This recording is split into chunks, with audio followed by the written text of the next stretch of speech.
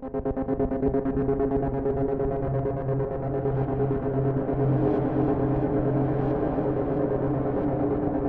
29, The Elixir of Life.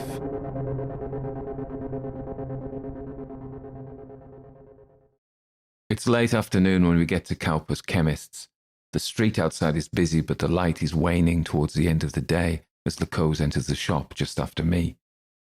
Cowper is standing there at his counter and looks pleased to see us. If he feels imprisoned like Crowley did, he's never indicated any wish to go wandering. I suppose his wanderlust is satiated by the fact he exists in many places at once. Cowper beams. "You've got it. I can tell by the look on your face." I nod and smile despite myself. I feel like I've really achieved something, though the price I paid was tremendous. The price the woman paid, even more so. "I need you to teach me alchemy. I hope this 100 skill points I just got from leveling will be enough to let me learn the recipe of the elixir of life." "Maybe," Cowper says. "Let's begin." Lacose looks on. "William Cowper has offered to teach you alchemy. Do you accept?" I commit the full 100 skill points and the lesson begins. Once again, I'm drawn into the whirling pools of Cowper's eyes. His voice mutters the names and obscure elements of alchemy. I feel the full esoteric history of the subject, centuries of alchemists toiling to uncover the secret of the philosopher's stone and the elixir of life. His voice drones on. I'm far away, lost in caves of quicksilver and cinnabar, lapis lazuli, and black tourmaline. 3/4 of the way through the lesson, I'm aware of a message telling me I've learned the recipe of the elixir of life. The lesson proceeds for some minutes more, inching me towards the next level of mastery, but then it ends. I feel dizzy. Cars go past outside. I didn't check for the Brothers of Shadow before we came in. Now I see one over the other side of the street watching us, his mask fluttering over his mouth. I knew they'd guess I'd come back to see Cowper. They'd probably even guess why we're here. But I don't care now. The important thing is to continue with our mission. "Do you have all the ingredients?" Cowper says. I nod. "Crowley enchanted the mercury. I think it's now what we need."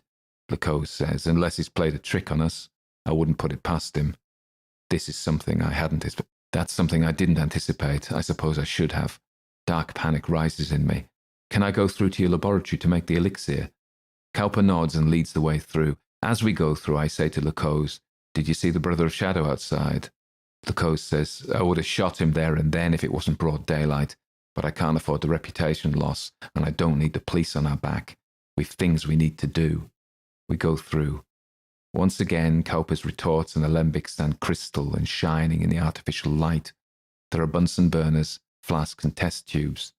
I take the red powder and the white powder from my inventory and lay them on the worktop in front of me. Then I take the ceramic bottle of quicksilver. I can almost feel the power in it through my hand. I know the recipe, and as soon as I select the command via my HUD, I busy myself amongst the chemical equipment, adding and titrating, sublimating and calcifying, all the while applying the gentle heat. I know what the red lion is, and I know what the descending dove signifies.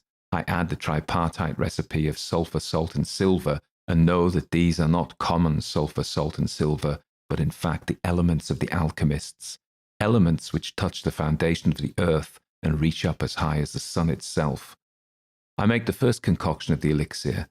Turning the tap, I fill a glass flask with it and put a rubber bung in the mouth of the flask.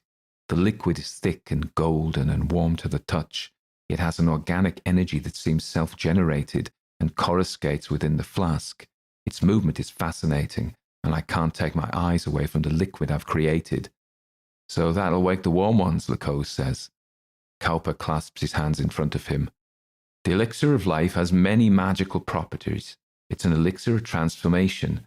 It will turn that which is alive into something dead, and turn that which is dead into a living creature once again. It burns evil. It is reputed it can turn lead into gold, but the intent of the alchemist who works with the elixir is very important. The elixir is intelligent and knows the heart of he who uses it. It is a holy mixture and will not tolerate itself to be used for evil." Lacose turns to me. "Philby said what you've just done represents working with the game's base code. You've just created a virulent and powerful new sequence of code. No one's made it before. No one has unlocked this quest before. Like it's alive, like the great old ones." He sucks his teeth. I don't know. What does alive mean, anyway?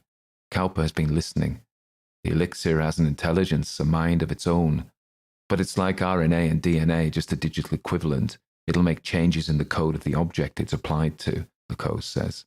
If it works, I say. Lacose asks if he could hold the flask containing the elixir of life. He seems as fascinated as I am. He holds it with great wonder, looking at it.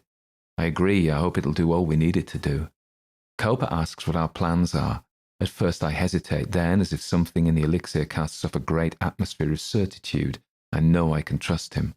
Back in Glastonbury, I checked him with my clairsentience, and I know there's no evil in him. Before I can answer Cowper's question, Lacose says, "This is confidential." Cowper says, "I understand. I will ask no more." I turn back to the laboratory equipment and make as much of the elixir as I can. I'm fully absorbed in my work and only vaguely aware of Cowper and Lacose standing behind me. All in all, I have enough to make 3 flaskfuls of the elixir of life. While I'm there, I use all my resources in making more of the Soma potion and health and mana potions.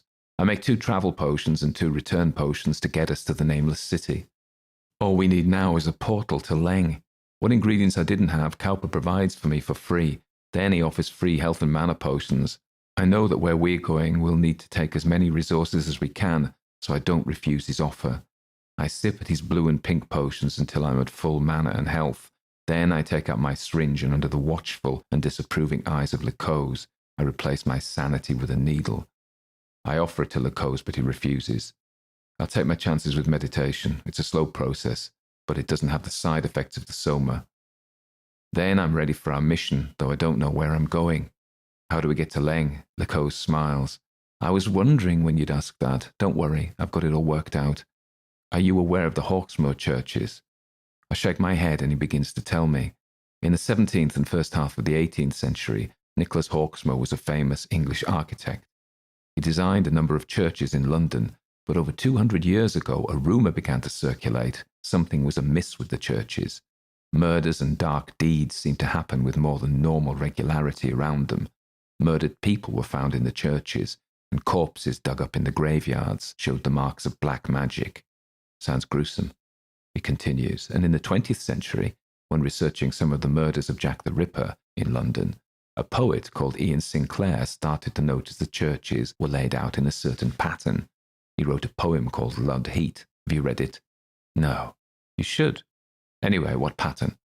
Lacose strokes his chin. A pentagram. And some people say Hawksmoor was a cultist and his churches were a mockery of God rather than a celebration. He arranged these churches in an occult symbol and he baptized each one of them with a murder. Each church is in fact an offering to the great old ones. There's a lot of it about. Lacose continues, unfazed by my flippant comment. But what is more interesting is what is at the center of this pentagram. He pauses dramatically. I say, I know you're going to tell me what it is, so cut out the dramatic suspense and just blurt it out. Lacose smiles. At the center of the pentagram is the portal to Leng in the Dreamlands. What? In the center of London, visible to all, is a doorway to another world. At least in Glastonbury it was well hidden. He shakes his head. No, of course it's not visible to all. There's something built over it, a great temple to the great old ones. Another time I would have enjoyed his showmanship, but now I'm nervous and irritable. Okay, so that's how we get to Leng. We find this temple. I'm guessing you know where it is. Indeed I do. Then we take the potions of travel which I just created. So where's the temple? The temple is the British Museum. Cowper looks concerned but wishes us well as we leave the shop. Over the street, the Brother of Shadow is still watching as Lacose and I set off into the gathering dusk of London.